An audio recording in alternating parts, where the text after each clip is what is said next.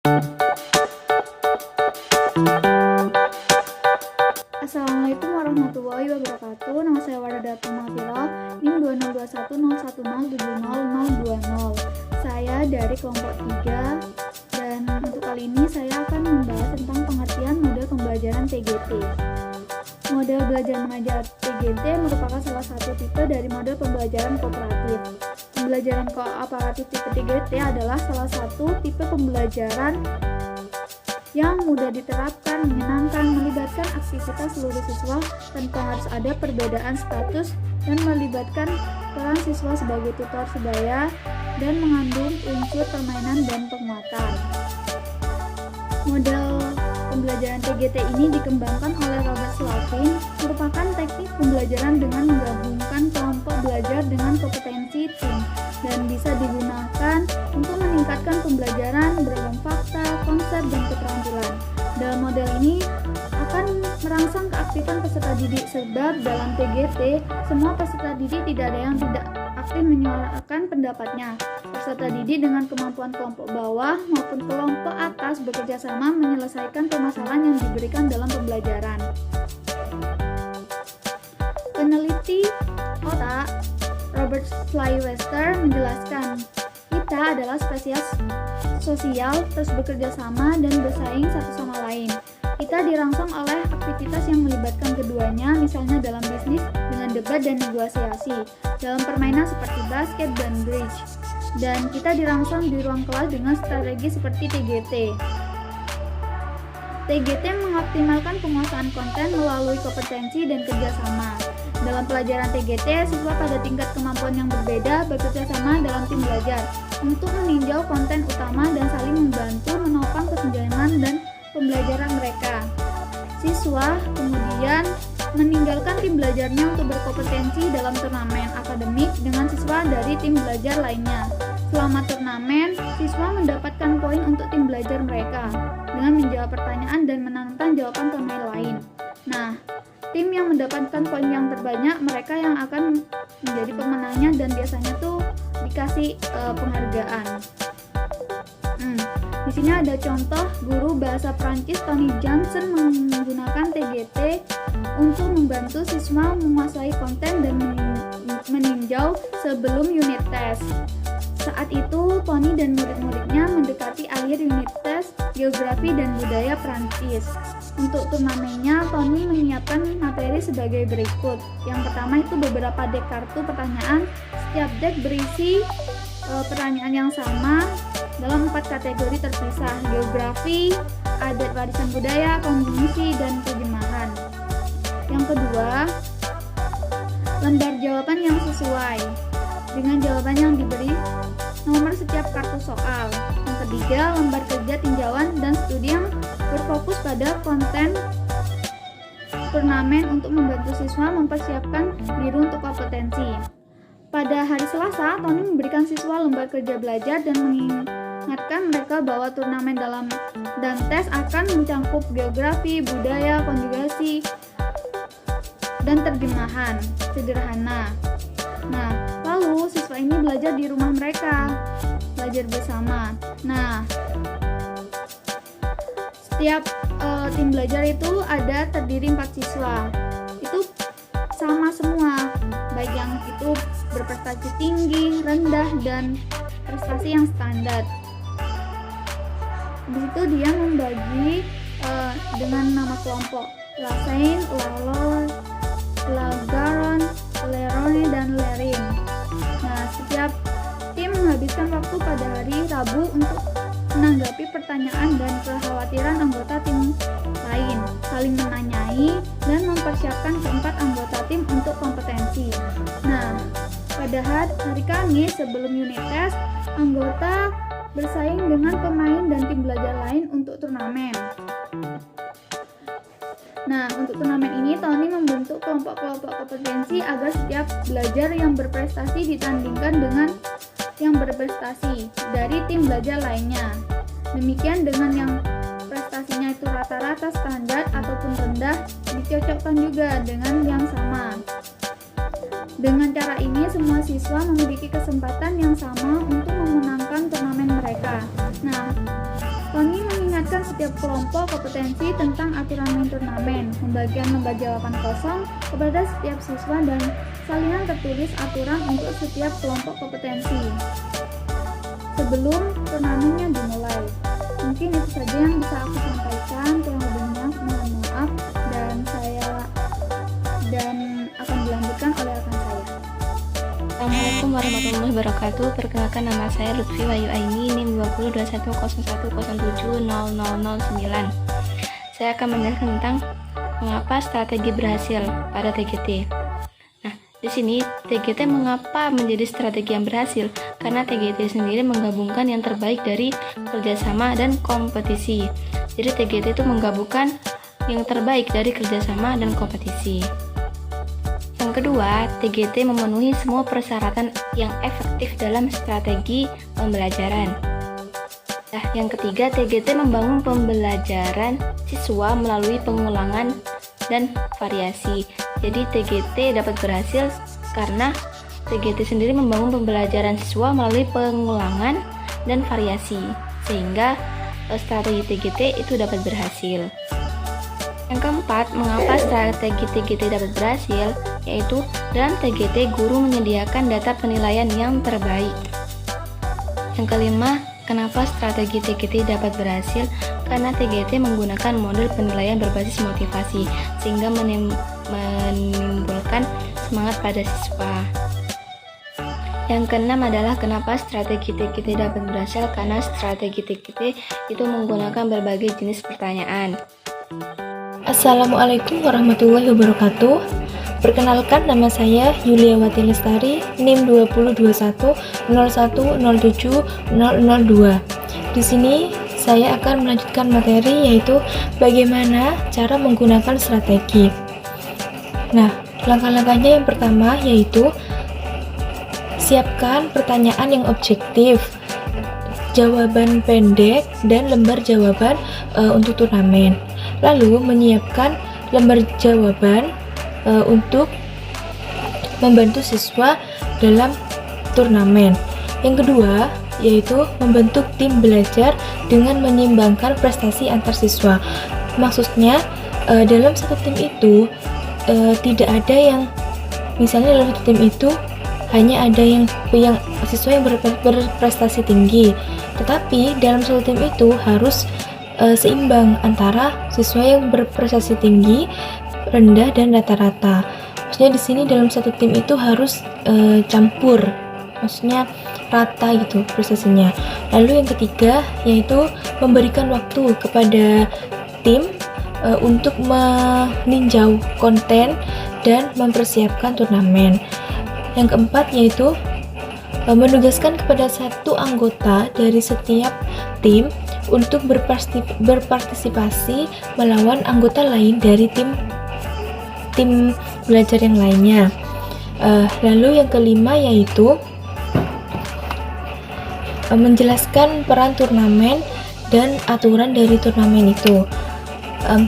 Nah, di sini peran turnamen yaitu yang pertama, semua siswa itu harus menuliskan jawaban mereka di lembar jawaban. Nah, yang kedua, pemain menjawab pertanyaan secara lisan. Nah, yang ketiga, penantang dapat menantang jawaban mereka. Lalu yang keempat yaitu pemeriksa memverifikasi jawabannya. Nah, lalu yang keenam, langkah yang keenam yaitu mengumpulkan skor permainan dan memvalidasi hasilnya. Langkah yang terakhir yaitu memposting hasil akhir dari permainan tersebut.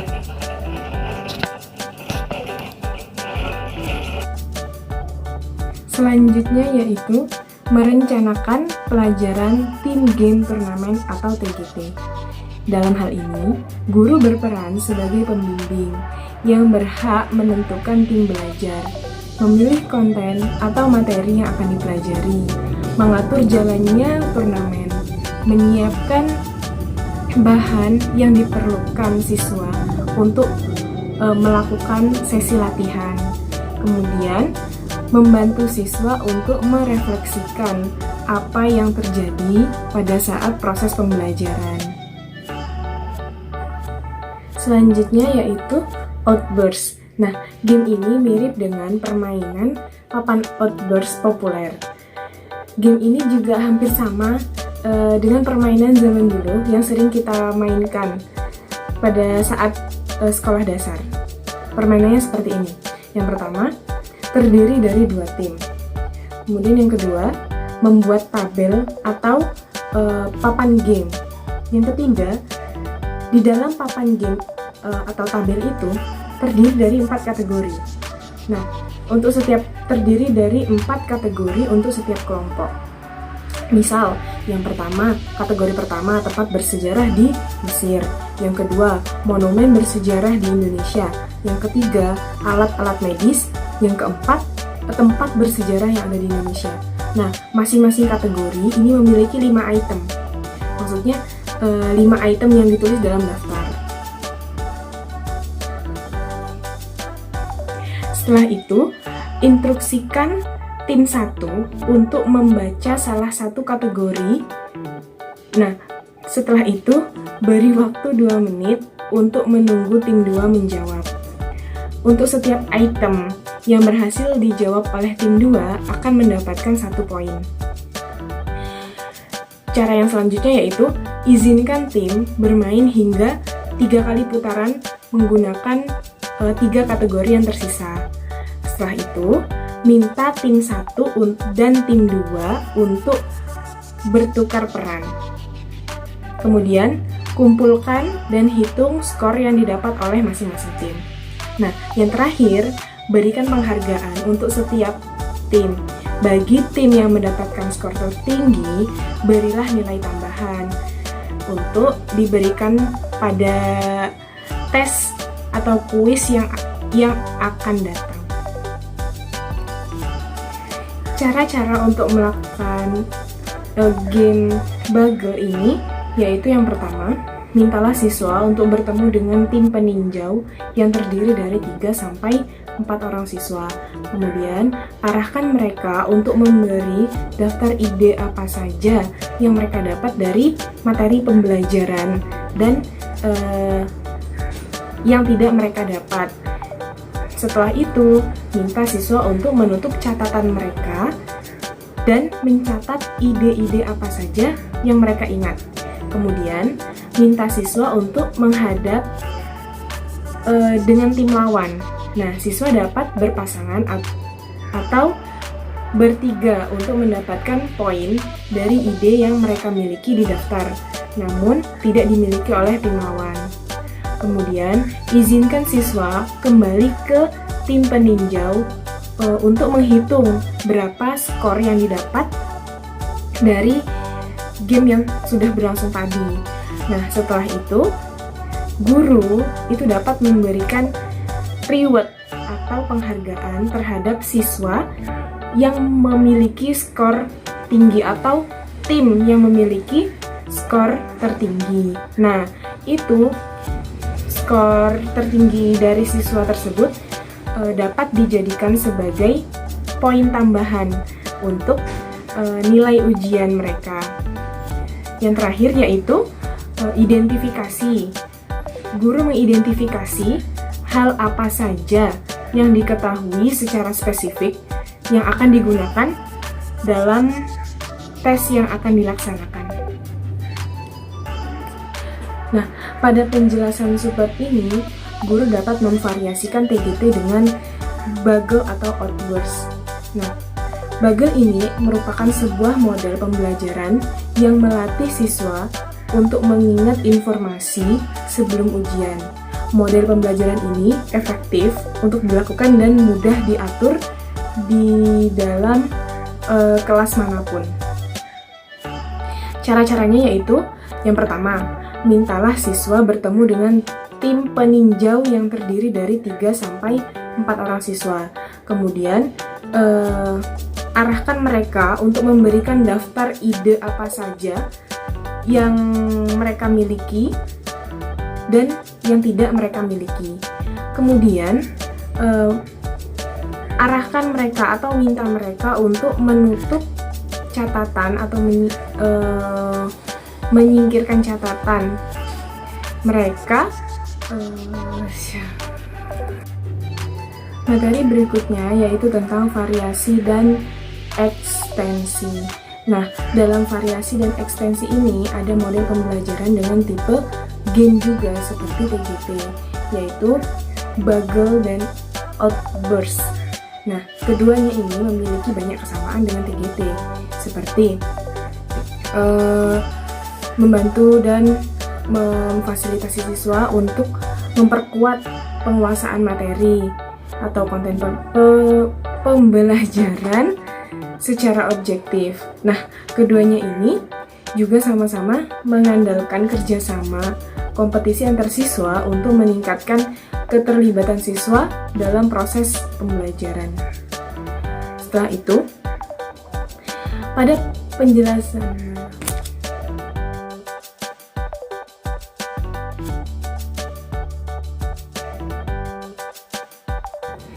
selain mengelola proses tim game turnamen, seorang guru juga harus memikirkan bagaimana caranya membantu siswa untuk merefleksikan dirinya pada saat proses pembelajaran. Nah, misal mengadakan sesi diskusi setelah pembelajaran. Nah, di sini guru membuka sesi tanya jawab yang akan membantu siswa untuk merasa lebih nyaman dan mandiri saat seorang guru terus menggunakan strategi dalam proses pembelajaran tersebut. Nah, jadi disinilah strategi guru untuk membuat siswanya bagaimana caranya siswa itu tetap termotivasi dalam proses pembelajaran.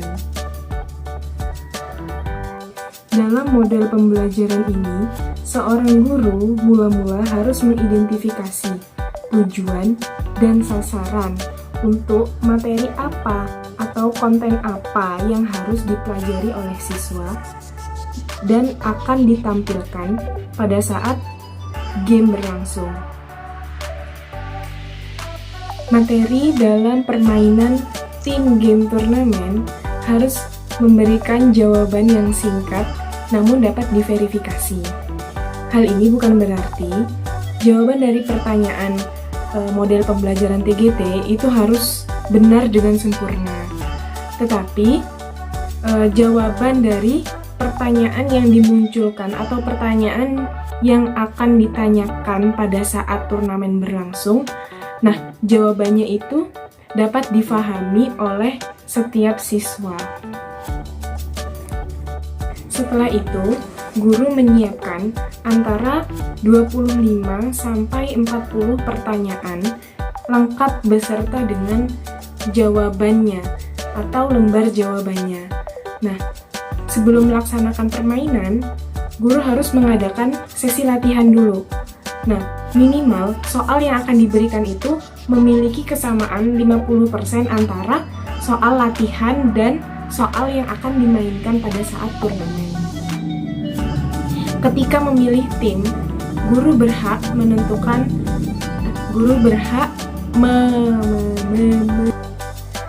Ketika memilih tim, guru harus memperhatikan keseimbangan antara peserta didik atau siswa yang memiliki prestasi tinggi, menengah, dan rendah. Kenapa hal ini dilakukan? Nah, hal ini dilakukan supaya terjadi keseimbangan ketika turnamen berlangsung.